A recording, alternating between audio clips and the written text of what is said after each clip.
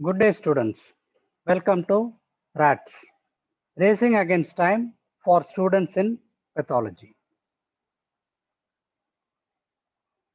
The topic for the day is precancerous diseases or lesions, and the importance is given in the enclosure. Common sense sometimes is a need of the hour, particularly in topics like this. We shall see why.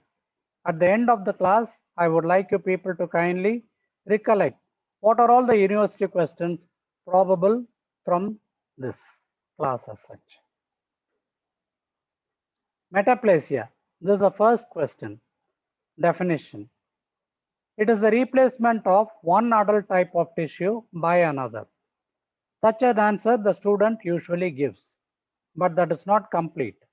It is due to varied differentiation of the basal cells. So what do I mean by it? This is the basement membrane. Just above the basement membrane, at the bottom, we have got the basal layer. Here also I am having one cell of the basal layer.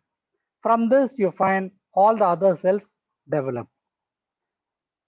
Now, if it is the bronchus or the uterine cervix, there is a tall columnar epithelium. But when there is repeated infection, irritation, etc., the columnar epithelium is very sensitive and it is lost. It is replaced by the more resistant squamous epithelium. This is called metaplasia. This particular diagram I would like you people to draw. So the definition stands as replacement of one adult type of tissue by another due to varied differentiation of the basal cells. Coming to the types of metaplasia, it can be broadly divided into epithelial metaplasia and connective tissue metaplasia.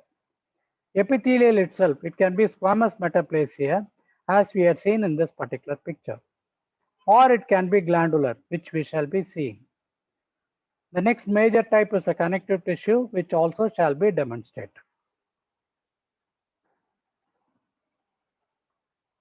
So the squamous metaplasia, it can occur in the cervix or the bronchial epithelium. Take the case of a chronic smoker, you find that the ciliated columnar epithelium is shed and it is being replaced by the squamous epithelium. So also the cervix of the uterus in cases of infection. But what happens is the squamous epithelium that is formed is resistant to infection, but it is also resistant to inflammatory reaction. Fine. But important functions such as secretion, mucociliary clearance, etc. are lost. So there is a loss of function but presence of resistance. And Robbins used to describe it as a double-edged sword. This is a picture of the esophagus. The esophagus is normally lined by a stratified squamous epithelium. There is a condition called as reflux esophagitis. The content of the stomach will be going into the esophagus, as in the case of any anxiety, examination, etc. Now,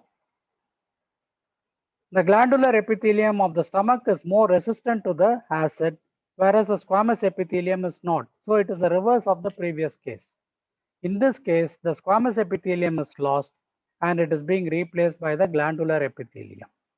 This is called glandular metaplasia or intestinal metaplasia. And the condition is called Barrett's esophagus. Yet another case of metaplasia will be the osseous metaplasia, an example of a connective tissue metaplasia. Look at this particular picture. There has been a case of trauma, but there is some area of calcification outside the bone. Myositis ossificans. So within the muscle, there is some bone that is getting formed, hence the name myositis ossificans. Is it clear? This is it. So the importance of this also is that sometimes it can predispose to an osteogenic sarcoma.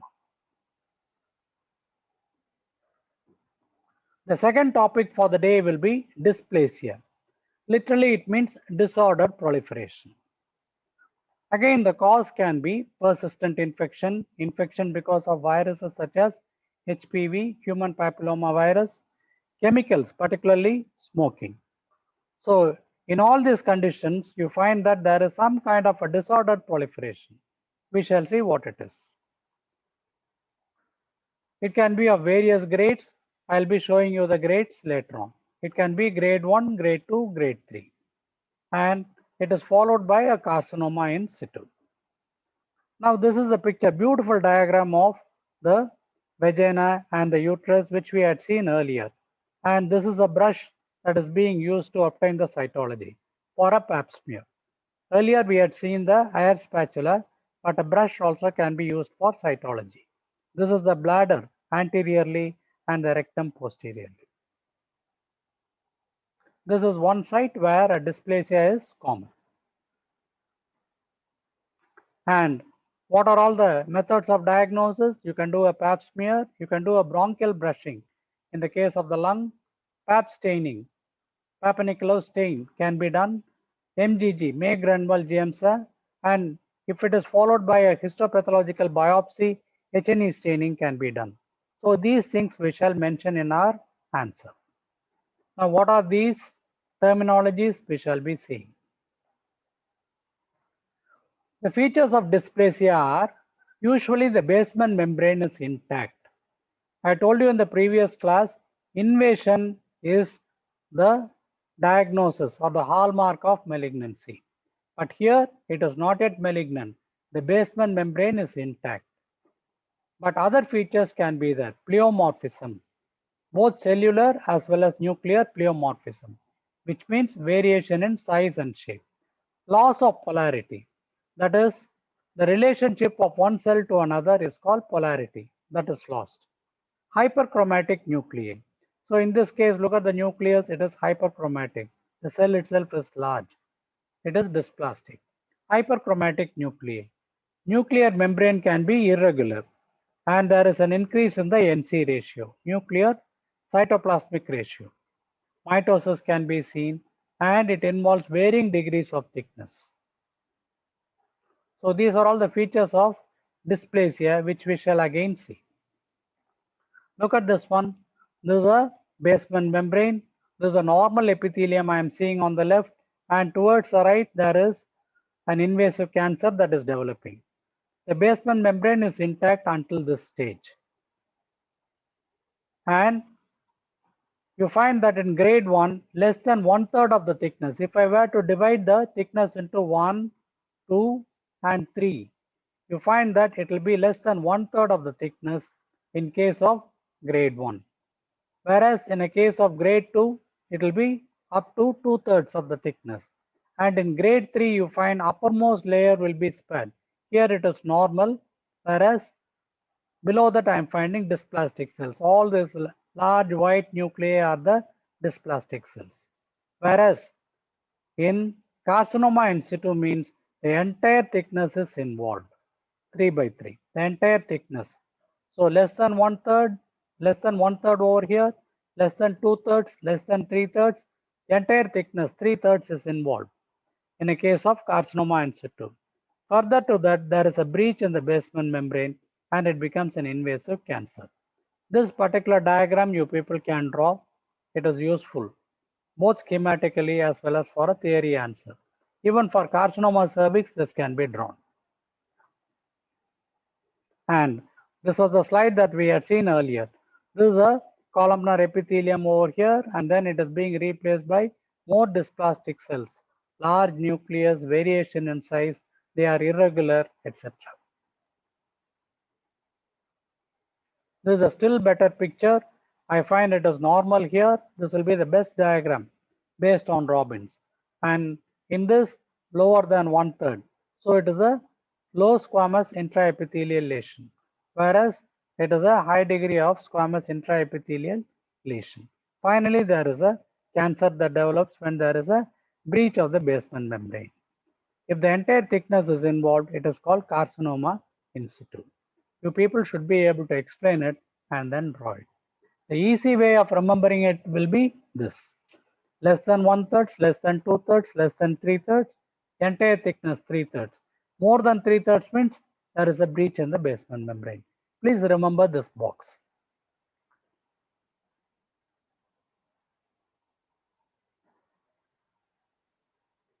So again, a fantastic diagram which will be explaining the normal squamous epithelium. You people have already drawn it in your histology. Here there is dysplasia. Dysplasia I would like to explain.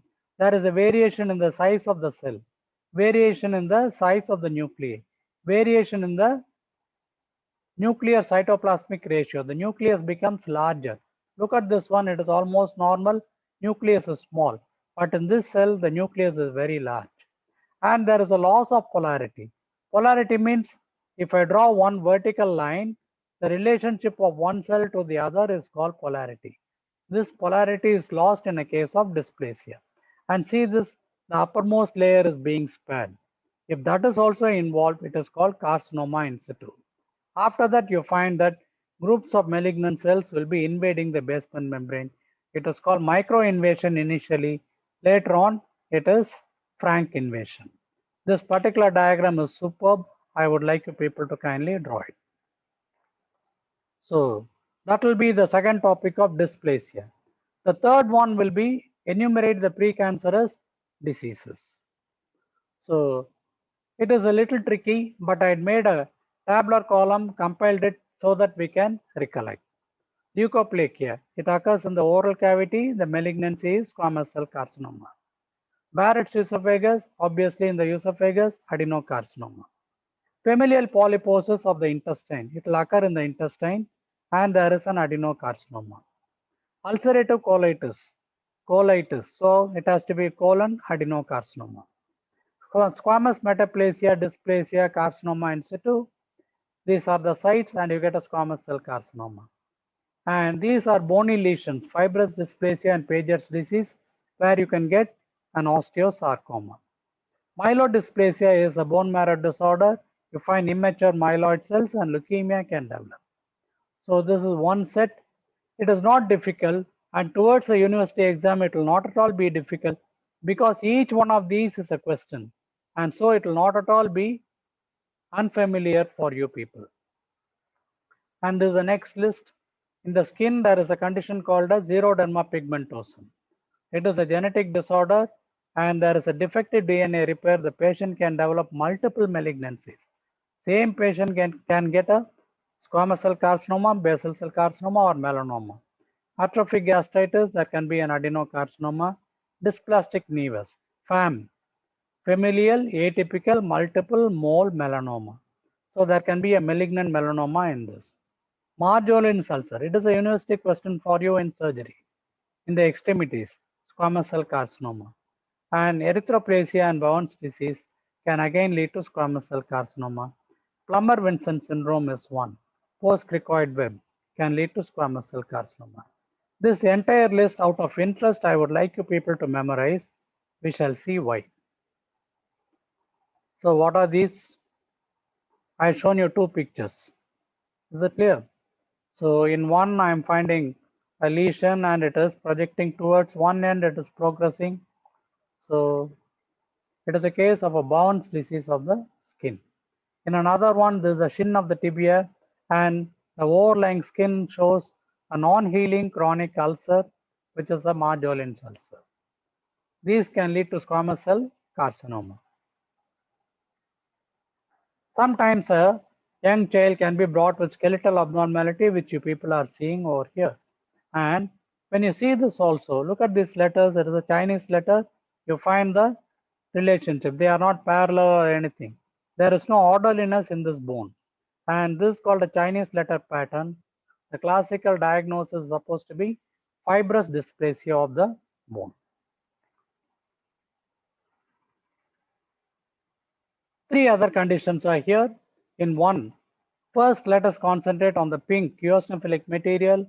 It is something like a mosaic pattern. So there is a disordered arrangement of the bone, and since there is more and more bone formation, there is a frontal bossing and there are some prominences that can be seen in this patient. This is a beautiful example of a Paget's disease of the bone. This again can lead to osteogenic sarcoma we had shown you earlier. In this one, there is a web. Patient has a difficulty in swallowing, esophageal web or a post-cricoid web. The patient can develop a squamous cell carcinoma. And look at this whitish discoloration, a patch which cannot be peeled off. And that can lead to squamous cell carcinoma, leukoplegia. The differential diagnosis, etc., you people can read in your oral pathology. And this is a segment of the intestine. I would like you people to kindly count the number of nodules or polyps you are seeing in the intestine. It's just a small segment. The patient's entire intestine will be carpeted with polyps. It is called as familial polyposis. It can be thousands actually. And this we had already seen, there is a dysplasia and the goblet cells are there. Okay. Case of Barrett's esophagus. And this is a reflux. From the stomach, you find that the acid goes in this area. It is not so resistant to it. Therefore, it is being replaced by the glandular epithelium. Gracias.